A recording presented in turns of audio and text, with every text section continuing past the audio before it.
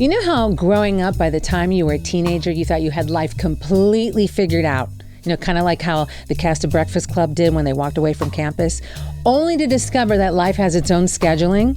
Well, my next guest, despite being a pop and R&B superstar, still had to learn the art of self-acceptance. We'll talk about everything from the sledgehammer of turning 50, surviving parent care while caring for yourself, and dating app success. I mean, seriously, how hard can it be?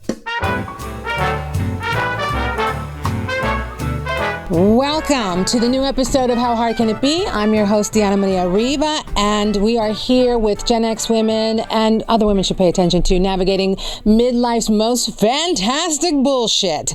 I am your host, Diana Maria Riva, and I am here today, so excited, with a multi-Grammy nominated, multi-award winning pop, dance, R&B icon. The anthems that this woman put out back in the day and still today, my sexy Gen Xies. We have the icon of sexy Gen Xies. Taylor Dayne is here! Yay! Thank you, babe. That was lovely. That was fabulous. Let me tell you how I got her to be on the show. I quite point blank slid into her DMs and said, "Hey, girl." Hey. Well, we met, so this is wonderful. We met once, but she meets people every day. And you said yes. And let me tell you, yes. The fact that you're sitting here today, if you had told me back in 1988 when I was at the University of Cincinnati and I went to see you were in town, you played at a venue around UC, and then I went to our favorite club, dance club called Burgundy's, and you showed up after your show. And you were wearing a gorgeous fuchsia leather ensemble. Wow. And I mean, this was, I wanted to be you. Like, I just... What detail? No, because it was so stunning and you looked so gorgeous. Leather? Are yes. you sure? I'm wearing a vintage leather today, actually from probably like 88, 89, Alaya. But no, that's not, I'm trying to remember. But you know, the beautiful thing is you remember. I do remember. Yeah. I do remember because there were things, okay, first of all, you've done Broadway. You've done. You've written. You're an icon who has written songs for icons. You wrote a song for Tina Turner. I wrote it for me. Anything I write for myself, and it wasn't put on one of my records, and it was passed on by my label, thinking it wasn't a hit, and then Tina scooped it up and with Trevor Horn and made it a #1 record for her. She resonated. She resonated with you. It's just a beautiful. Yeah, it's beautiful. You have done Broadway, you've done television, you've done film, you've written songs that have ended up on the soundtracks for films like Fried Green Tomatoes. Oh, yeah. And you've won a multitude of awards. You've written books, but the thing that really jumped out to me, we can love you for all those reasons, but you've done so many things that you decided a while back to use those experiences to speak up and speak out for women. You empower women. Thank you. You do. Thank you. You do. No, you do. And we remember you for, tell it to my heart. Like, I would just sing that whenever I was angry or happy at a guy. Powerful. And prove your love, and I'll always love you. And by the way, she's on tour. You should see her because this woman's range has not changed a bit. It is just so powerful. That's my jam right there. Live shows and, anytime I can sit and be human and have conversations and talk about who I am behind the curtain, you know what I mean? That's always a plus. But I'm so grateful that I get to be the voice for a lot of women in the sense that they find it very powerful hearing some of my story and it resonates for them. Yeah. And thank you. And the fact that you share empowers us. So let me ask you about that realities of life. I'd like to start with a little icebreaker, which is, what was your, oh shit, is this midlife moment? Like, I always use kind of the same one. I'm like, I have eyebrows I'm losing, but I got chin hair coming in hot. So what? Midlife, you mean? Midlife, yeah. Did you have a... Turning 50. Turning 50. Was brutal for me. Really? Yeah. And so, the most brutal birthday I've ever had. What'd you do?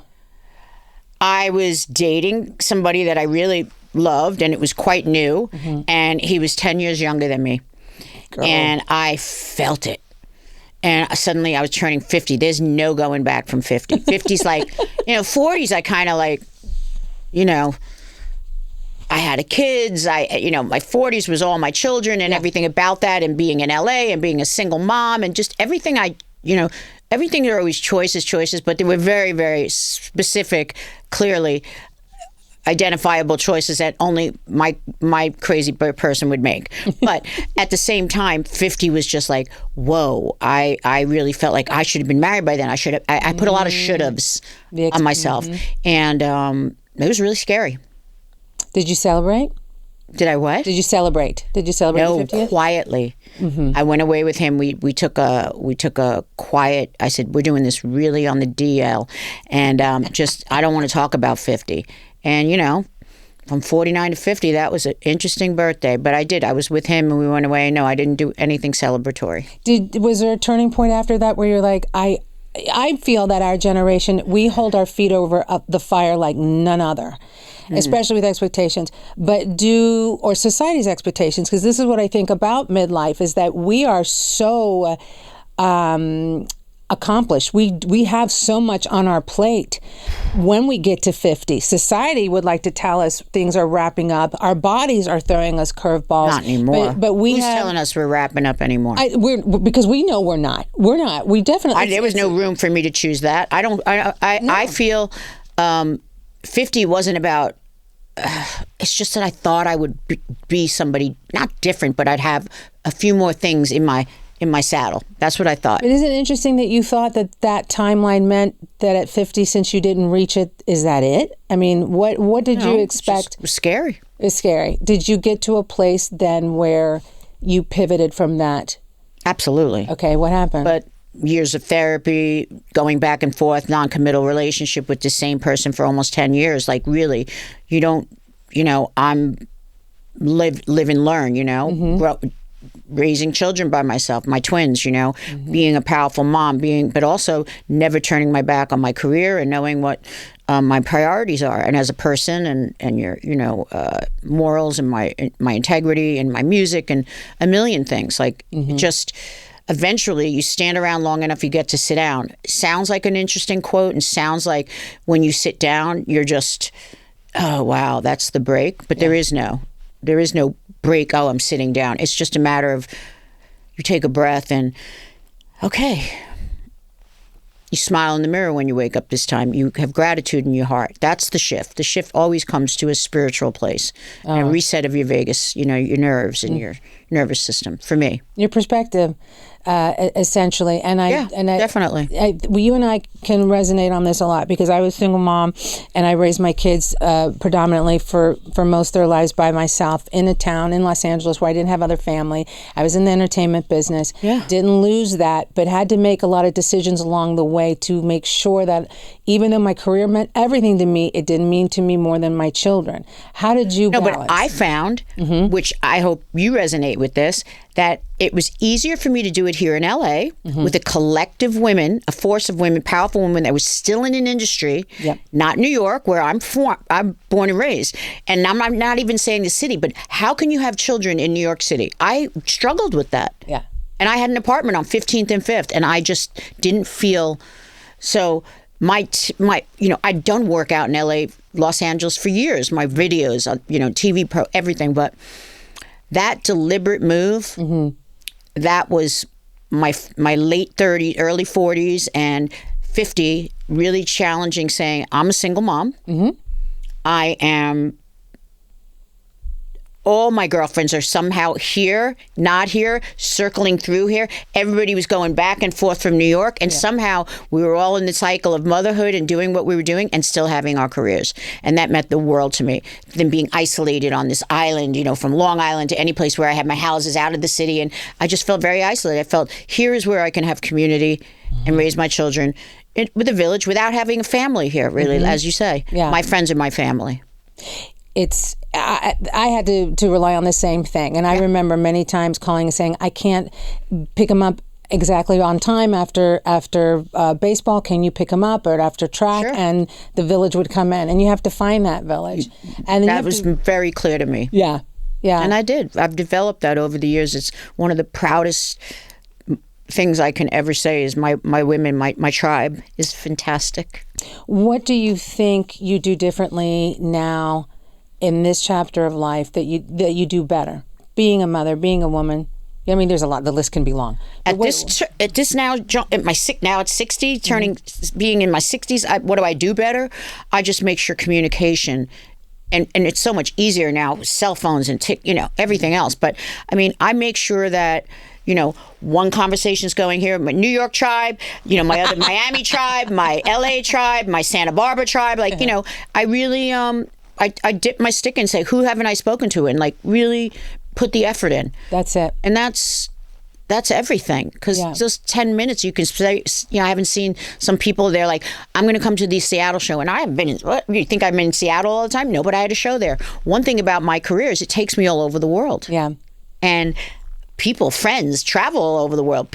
My friends are all over. And quite frankly, that's been part of the plus. Mm-hmm. I've made families and extended my family to all, Portugal, to France, UK, of course, the children's father, I mean, it goes on and goes on. How did you balance your career with raising children? I hired 24/7 nannies, and that is no lie. Yeah. I had the Monday through Friday team, and then I had there was nothing. There were twins. Yeah, I went for one. We got pregnant with two. I'm like, holy crap, immaculately, right?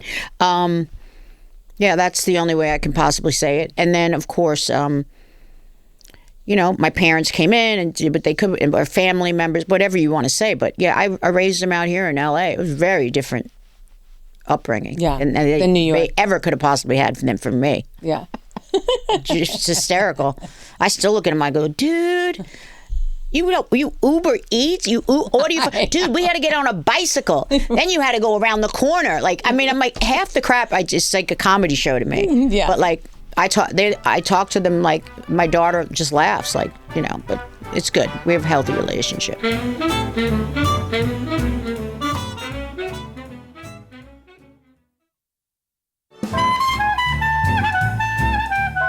And how do you take care of, like, we'll talk about some of the things that you've been through in your life, but when you're going through it, and self-care is of utmost importance so that you can be there for your daughter, your father, your family. How do you how do you take care of you? I don't know. Can we talk about it? Let's talk about it.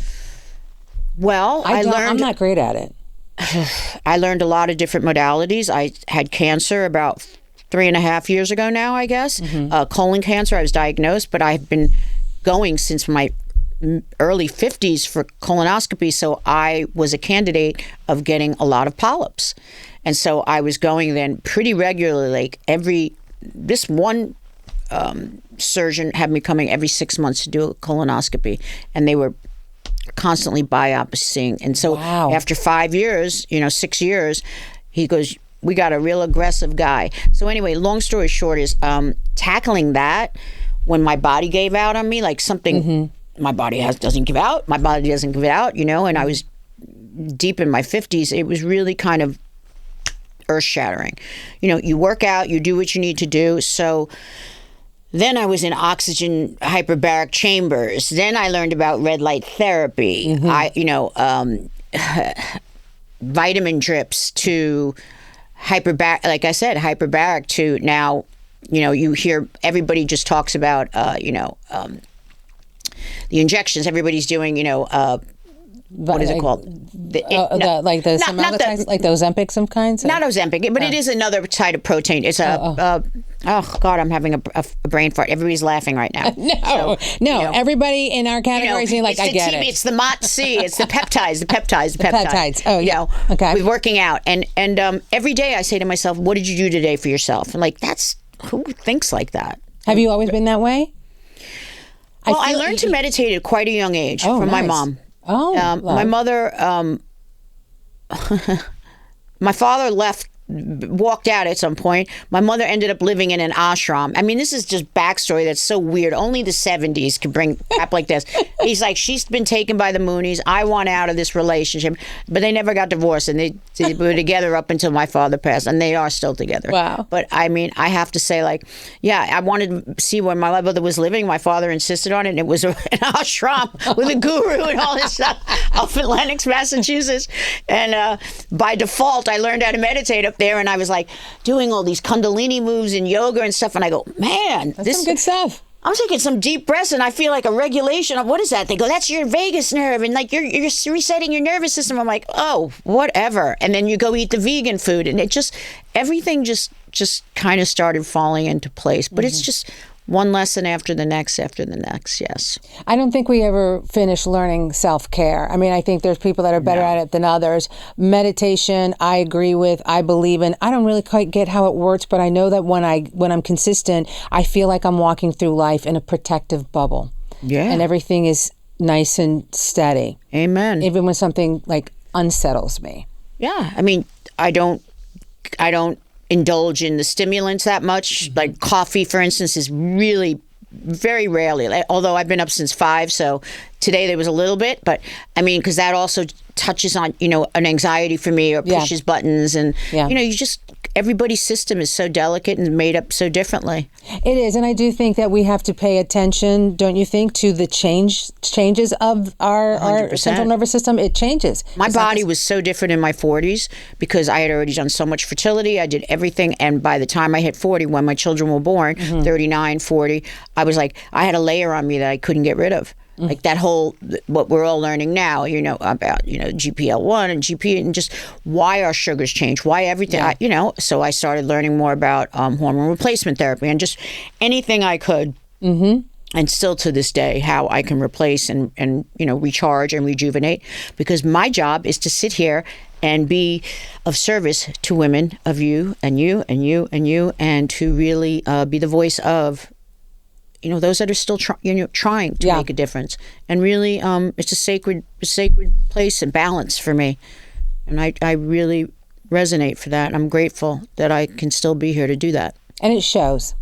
It shows. When you're here, I sent you a note the first time I saw you here in my, not my college life, but here in LA.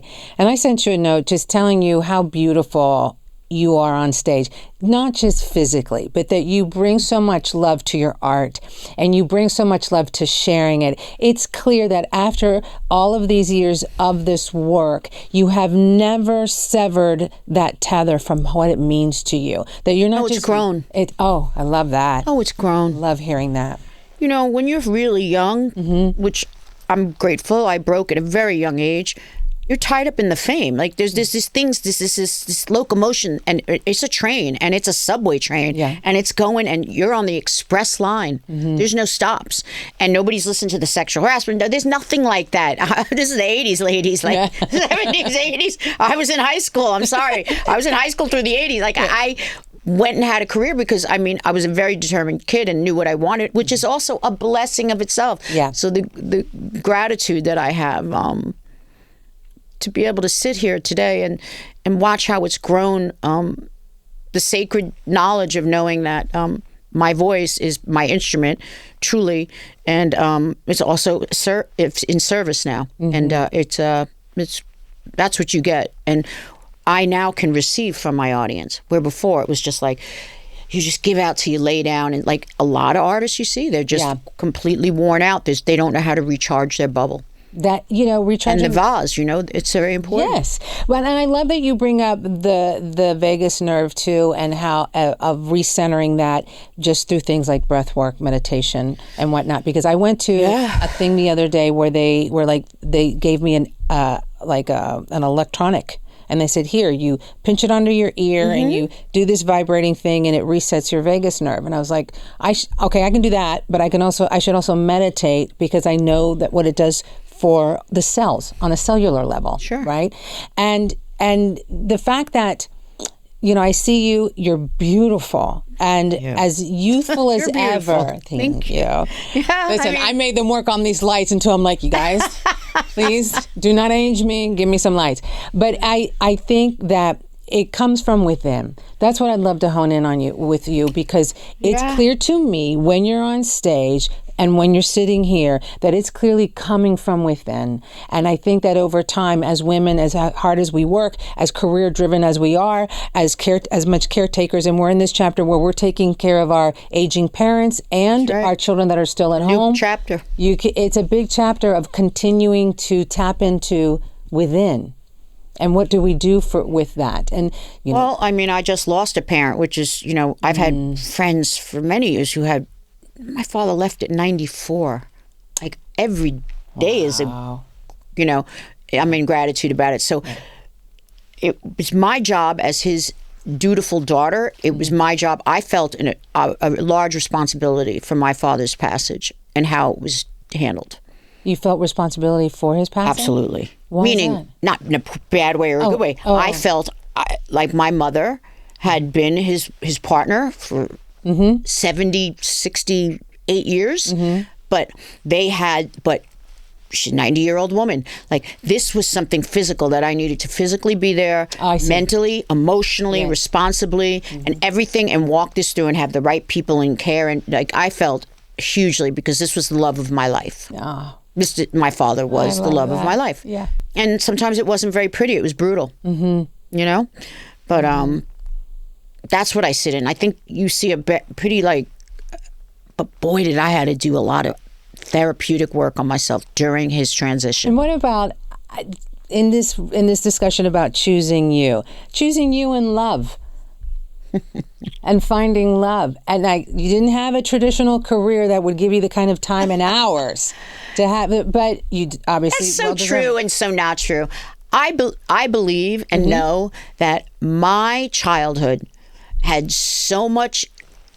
My parents were so codependent and so enabling and so fucking fucked up, be honest, that I had a plan since I'm 4. I'm like, oh man, it looks better to be on that Rolling Stone cover, even if it was that, or who's that coming through there? Stevie Wonder. Oh, he's blind and he's living a better life than me. I'm gonna get on that radio, whatever it takes. I'm gonna get on that radio, sell a lot of records, and make money and get the hell out of Long Island. That was my jam, Yeah, girl. Or I'm gonna play hoop as hard as I can, or hit the ball, or whatever it was.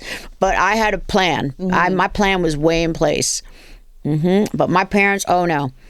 Every mistake possible. They grew up with I go, do you understand you have children? You're supposed to grow them up, not you, at our expense, you know? Yeah. So I've always been in that position of that role of feeling like I am hypervigilant on taking care of myself. The good, the bad, and the ugly comes with that. So, yeah. But you chose, you made the beautiful decision of getting what you wanted in life and what you needed in life, and you wanted a family, and you have a family. Yeah. Not traditionally, and not what a family looks like. And, I hired a surrogate. Once I found out I didn't have to adopt children because I didn't even think I could carry it. If anybody knows my history, I'm kind of cut from here to here. No guarantee that I could carry. But so it was a real blessing, because that's when I was like, ging, ging, ging, ging, ging.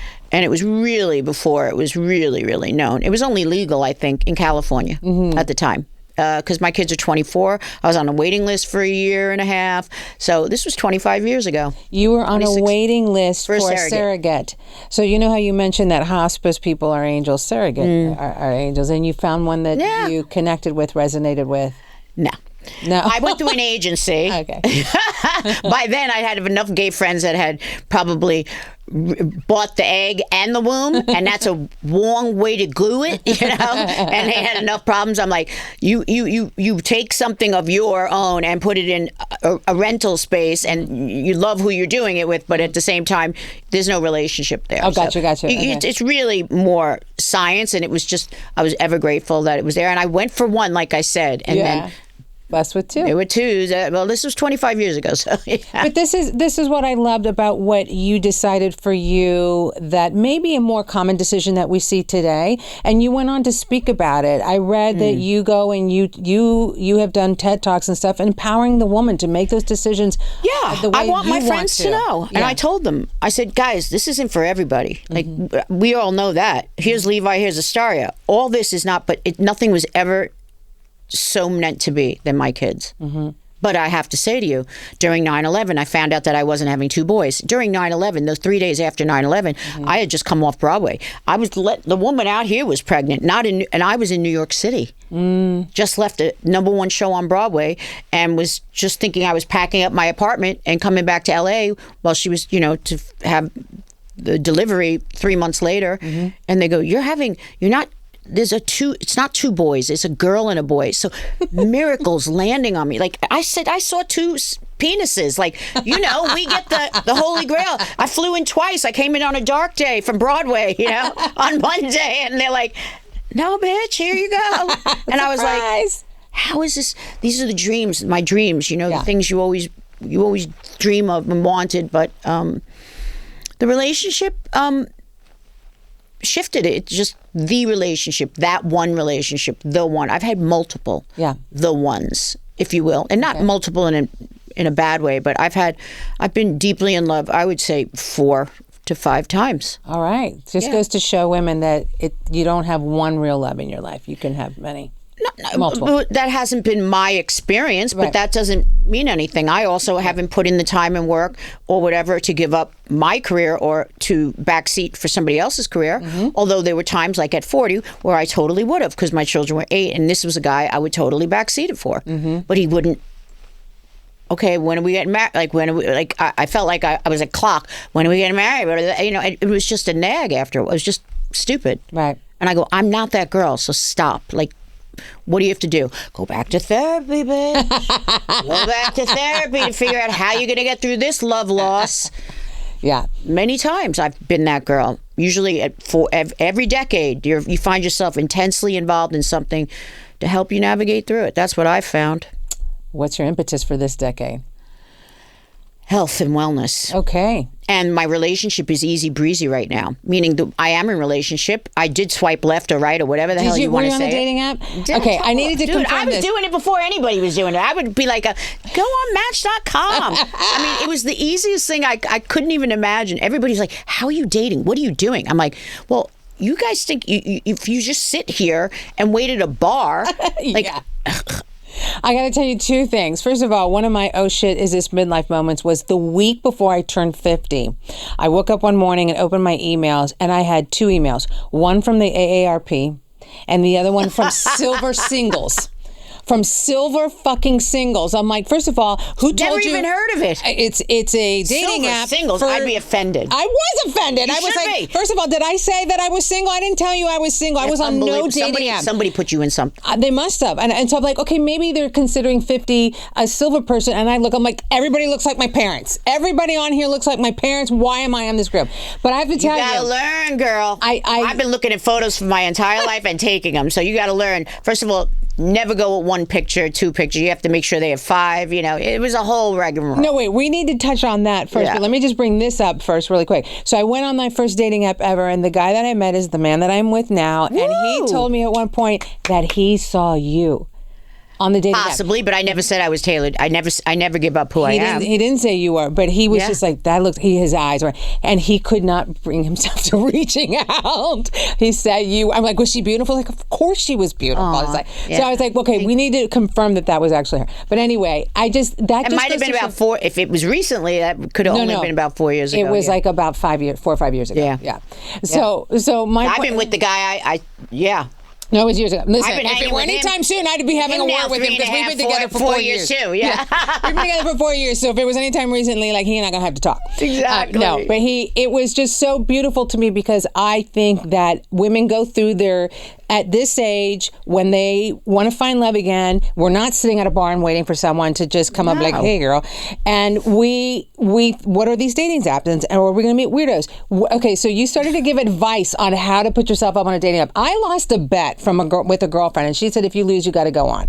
And I started, you guys were, so many of my, I will never, a lot of my girlfriends out of New York actually have been encountering dating, coaches or people that are going back to, meeting people through actually dating services. And I can't imagine, like, I reached out to one friend of mine who's, our children went to school together. She goes, I'm in the dating coach thing. I'm like, oh, great. I'll do like that. a Patty Sanger, but I mean, this time. No, but this thing costs $25,000. I'm like, I'm not, no. Yeah, well, there you I go. Will That's $4.95 a month for the dating app. Please. There you go. Well, my point is that you have to learn. Like, my girlfriend's so like, I'm only dating professional. I go, then what are we doing in this loser place? Like, you only dated professional? Then what are we doing over here having, like, I'd rather be with my, you have to know who you are. So if you are just, like, I have girlfriends that haven't dated in years. I have other ones that are doing it all the time or married and, whatever. Yeah. I mean, think about it. Years and years and years, same guy. Or I've been the third wheel, the fifth wheel, the eighth wheel, you name it, for a million events. Yeah. And, that's where you just have to check and balance with yourself. But I did a lot of swiping. That's important, though, knowing who you are and what you want. Right. And I was there when I went on. I was like, you know what? Let me just decide. I'll find you.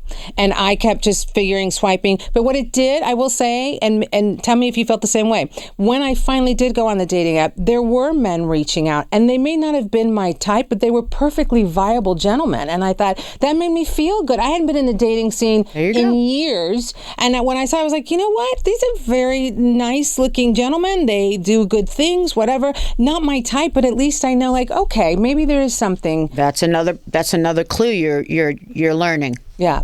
But it really is. How many pictures? Unless you organically sit someplace or meet somebody organically, which, hello, I don't know that happens to me sometimes. Okay. Sometimes. Yeah. But that's that rare where chemistry and glitter and fabulousness and lights and shining. I mean, God, I had that every other week when I was like 15 to 18 to 27. It's like, I would just live with everybody. Oh, let's live together. We all just live together. I'm like, there was no option to live at home. No. See, these kids are messed up. They all just want to live with me. I put my kids in their own apartment. Here you go. You're going to learn what paying rent and I'll give you 9 months of rent and pay, and then you guys are going to learn what having an apartment is. Get out. You know what? I told my daughter, my son and daughter, I said, you get 1 year of college.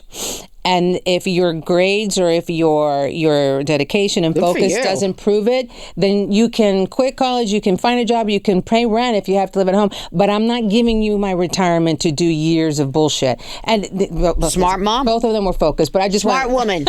Smart woman. Heads up. There's a lot of dire situations there. They just won't leave the nest. And it's not just about a nest, it's about independence, about learning to be independent and responsible. And that's a big part of my culture of how I was raised. What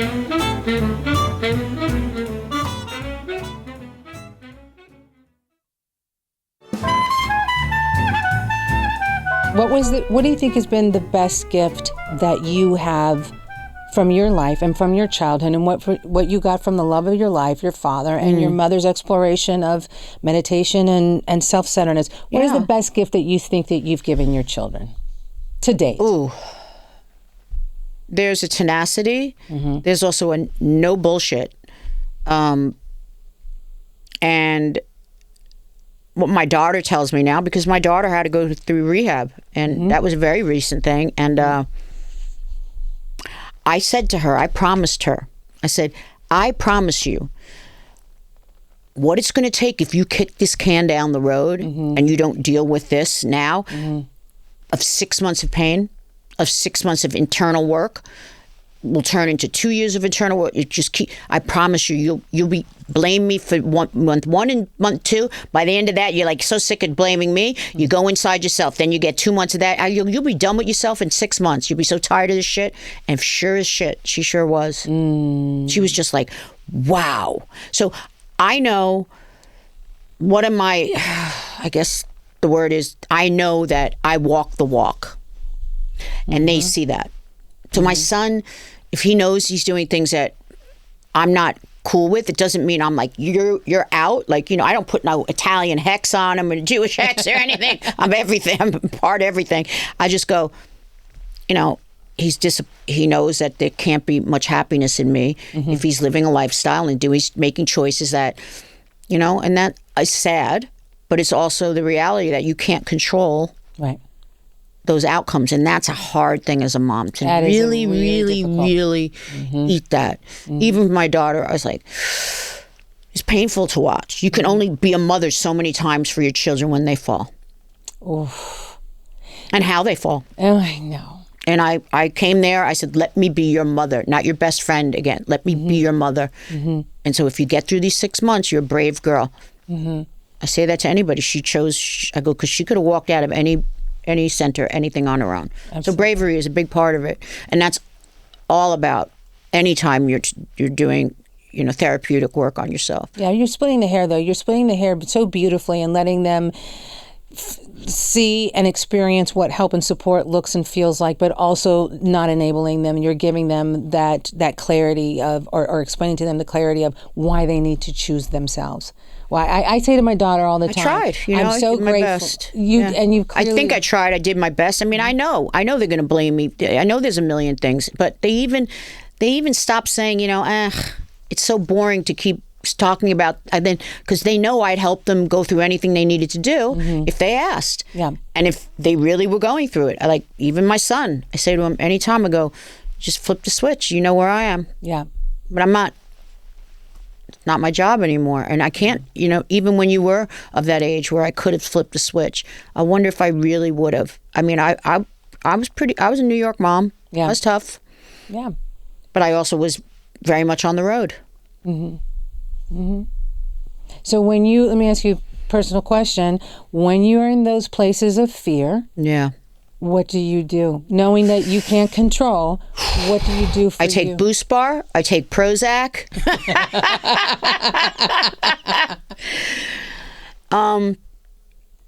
You either know, with my daughter, I went right into a recovery program that would be alongside her program so I could understand what work, have addiction is. Yes, I get it.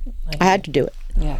Wasn't pretty, and it wasn't pretty being around her or just hearing things, but I mean, man, most kids walked in with two parents, and I went in there as one parent. And the men were so unbelievable to talk to after moments where they separated us. They said, this is what this job is for the father of the the provider, the protector, and this is the job of, it was so wild. Yeah. And it really got me through a lot of the horror of it, because a man's mercy and compassion, when I really was pushing on myself so hard about certain things that I just didn't naturally provide. We think about that as a single mom, Yes. I really do. Yeah. Everything's not enough. Your children can always have more of anything, and that's usually time, mostly I think it's time. Yeah. It's time spent with them doing things that you love to do. So my children were always around what I love to do. Whether they chose to love what I do is something else. They were like everybody else, like even Mariah's kids. Ma, get out of the room. I saw that yesterday. Or get out, like they play in my award room. I'm like, get the fuck out! Don't hit the glass. There's like a gold out, platinum out. Get out of there. You have an entire backyard. They don't even care. Oh no way. That's the best. My guest house, they were like, whatever. I'm like, okay, whatever. At least it wasn't that. My kind of fame wasn't a circle craziness. My daughter dated a very famous, a daughter of a very famous person, and we live in L.A. And boy, oh boy, it came with challenges. Yeah. Just as even be the mom to help them navigate that. And that's first love. I was like, bitch, you couldn't even fix get Tommy a baseball hat or something, the track team star. We got to go this route. Okay. Yeah, I know what my last name is. Yeah, thank you so much. Yes, I know what his is too. Thank you. You bring up something though that I do feel that I think parents in general, mothers all the time, single mothers constantly, where we think or we question whether or not my son is 24, almost 25, and my daughter's 21. And I have had middle of the night wake ups where my mind is spinning and I'm thought, have I given my son enough? I was both the mother and the father for the majority of their lives growing up. And I remember teaching him the first time he needed to wear a tie to school, I'm like, I don't know. I'm one of 3 daughters. I'm like, we Googled that shit. We're like watching YouTube, and I'm like, okay, you got to do what do you want? Like, well, where's your brother? Why didn't your brother help us? Like, I didn't have a brother. He has a sister. Yeah. So it was that, and at some point he learned how to shave because there was shaving equipment in the bathroom. I'm like, he must have Googled that shit too, and Amazon the stuff. But I was like, have I given him enough? And one day he said to me in the last few years, because every once in a while I'm like, Justin, have I given you? He's like, Mom, I got everything I needed from you. Okay. And he is a resilient young man doing his adult life. But you said there's always, what did you say? I love this quote. There's always room to have given them more. Like, we can have always given them more. We're always going to think that. We're always going to think that. Just like my parents probably thought that. But my mother is just, in whatever space she's in. Mm-hmm. They're just much more, what I find is that we are just so much more embedded in us is to pick ourselves apart tool. Yeah. We are real dissectors of our own shame and dissectors of really bringing out our own self-disappointment a lot, as opposed to championing ourselves. More negative dialogue goes in than positive dialogue goes in. And that's just the nature of us wanting to be good and be loved and be the good girl, be loved. Is there one thing that you do for yourself to champion when you hear that stinking thinking or that little voice in there that's sometimes at the early stages I used to have a rubber band. Okay. Rubber bands really are helpful. The snap. Something to snap. Mm-hmm. And you stop it, and Louise Hay is one of the greatest self-help people. And if you even started with her, affirmations were really the ground, but building blocks for my even learning. Yeah. And Og Mandino, these books. And these writers were, the artist's way. It's all repetition. Really putting yourself, writing your pages before you even get out of bed, making yourself have this time for yourself before you jump into the day. It stops you from igniting and stressing, and that's that pause, as Oprah would call it, is essential. Mm-hmm. She calls it gratitude. She takes the pause. I call it, okay, what am I going to do with these 10 minutes? Breathe, hold the breath, think, pranayama, all the tools I have now, Mm-hmm. Put my pulsetto that I put on my vagus nerve, make sure it's set. That's at night. I mean. You do so many good things, though. Well, you just get your tool chest. Yeah. Keep going. It keeps going. It never stops. This is why I saw you on stage and thought to myself, she glows from the inside out because of that work that you do consistently for you, and you clearly don't look at it as, I just need to do this and I'm done. It's ongoing. It's ongoing. No, that's checked out. That's not true. No. Okay. It's not you do it and you're done. That's clear. Mm-hmm. No. Especially as long as we're mothers too. Well, even on my kids, like my kids are like, I'm like, well, can't treat them like you treated them at 14 or 18 or 19. That's my job to work on myself. Yeah. And then I also can be honest with them too. That's the best part, when they're adults too, and you can tell them you're adult, Yeah, but I'm always here for you. And, that made my son, I just said, this is your family. Mm-hmm. There was a death, there was a this, and I'm asking you to man up for me to stay someplace. Like, I asked something very big of him, and he couldn't do it. And there was a level of that mixture again of disappointment, shame, because he's conflicted on another thing with the relationship he's in and where he's supposed to be. Mm-hmm. And there's no conflict for me of where I'm supposed to be. Yeah.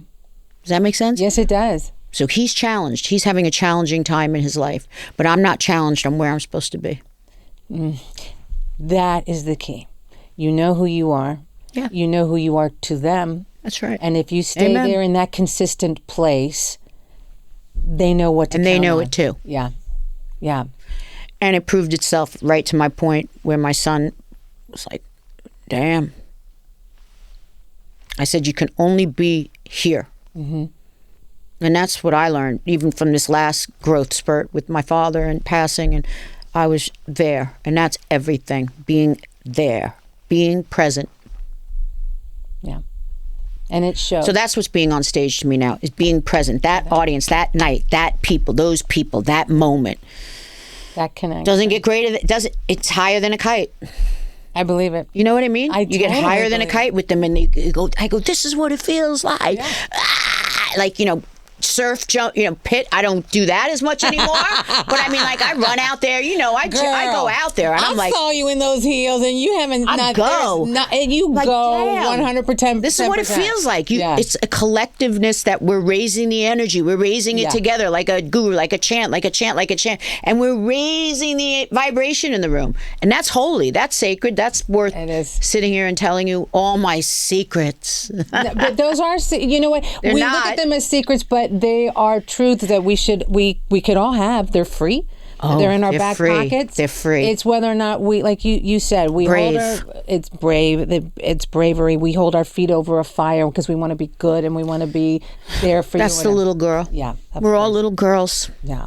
I'm going to end this on something fun. Fantastic. Okay, because this has been so good. This has made my heart so happy. Thank you. Here.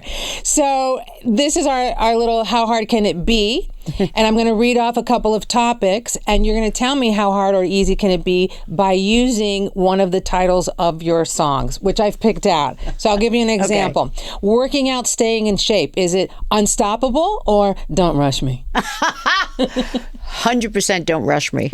Really? I always get to it. Okay. But don't fucking rush me.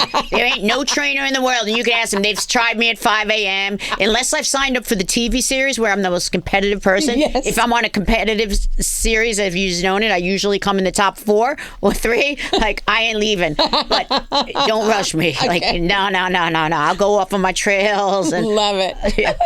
That's perfect. Okay, letting go of a friendship that no longer serves you.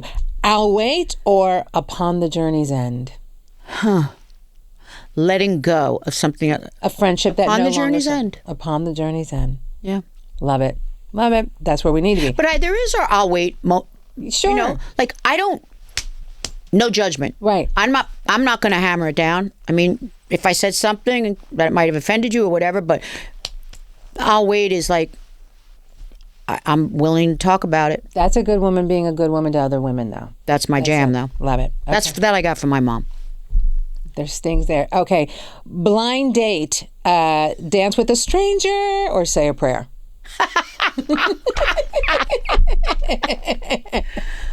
That's changed over the decades. I bet it has. It used to be say a prayer. Like, they're never going to come out with anything. But I'm so much more just roll with it. Like, dance with a stranger, whatever. Why not? It's one song and get the hell out of there. Love it. That's it, though. You get one chance. Yeah.